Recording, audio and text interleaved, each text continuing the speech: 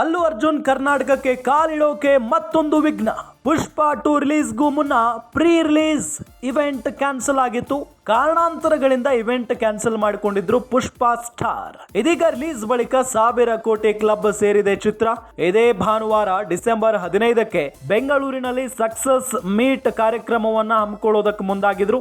Grand success ಇವೆಂಟ್ಗೆ ಯೋಜನೆ ರೂಪಿಸಿದ್ದ star K R ಪುರಂನ ITI ground ನಲ್ಲಿ ಕಾರ್ಯಕ್ರಮ ನಿಗದಿ ಮಾಡಲಾಗಿತ್ತು. ಸಂಜೆ 5 ಗಂಟೆ ಶುರು ಮಾಡೋಕೆ ಸಕಲ ಸಿದ್ಧತೆಯೂ ಕೂಡ ಆಗಿತ್ತು. ಆದ್ರೀಗ ಕರ್ನಾಟಕಕ್ಕೆ ಕಾಲಿಡೋಕೆ ಮೊದಲೇ ಸಂಕಷ್ಟ ಶುರುವಾಗಿದೆ. ನಾಂಪಲ್ಲಿ ಕೋರ್ಟ್ನಲ್ಲಿ 14 ದಿನಗಳ ಕಾಲ ಪೊಲೀಸ್ ಕಸ್ಟಡಿಗೆ ಆದೇಶವನ್ನ ಹೊರಡಿಸಲಾಗಿದೆ.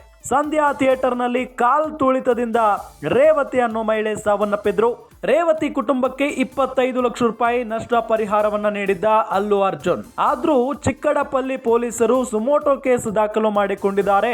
ಇಂದು ಹೈದರಾಬಾದ್ ಮನೆಯಲ್ಲೇ ಅರೆಸ್ಟ್ ಆಗಿದ್ದಾರೆ ಪುಷ್ಪ ಸ್ಟಾರ್. ನಾಂಪಲ್ಲಿ ಕೋರ್ಟ್ಗೆ ಪ್ರೊಡ್ಯೂಸ್ ಮಾಡಿದ್ದ ಪೊಲೀಸರು ಮ್ಯಾಜಿಸ್ಟ್ರೇಟ್ ಕೋರ್ಟ್ ನಿಂದ 14 ದಿನಗಳ ಪೊಲೀಸ್ ಕಸ್ಟಡಿಗೆ ನೀಡುವುದಕ್ಕೆ ಆದೇಶವನ್ನ ನೀಡಲಾಗಿದೆ.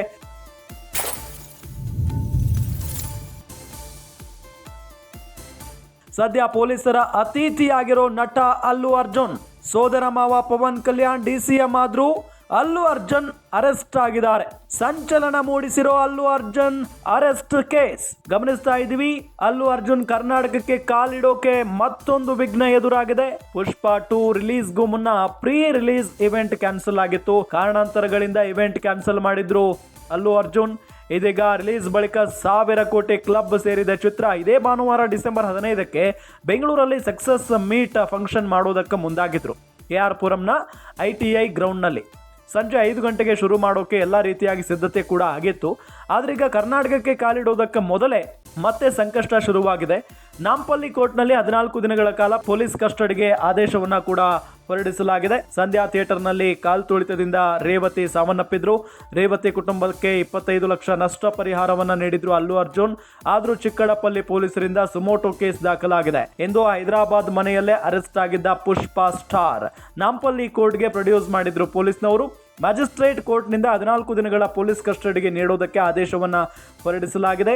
ಸದ್ಯ ಪೊಲೀಸರ ಅತಿಥಿಯಾಗಿರೋ ನಟ ಅಲ್ಲು ಅರ್ಜುನ್ ಸೋದರ ಮಾವ ಪವನ್ ಕಲ್ಯಾಣ್ ಡಿಸಿಎಂ ಆಗಿದ್ದಾರೆ. ಆದರೂ ಕೂಡ ಅಲ್ಲು ಅರ್ಜುನ್ ಅವರನ್ನ ಅರೆಸ್ಟ್ ಮಾಡಲಾಗಿದೆ.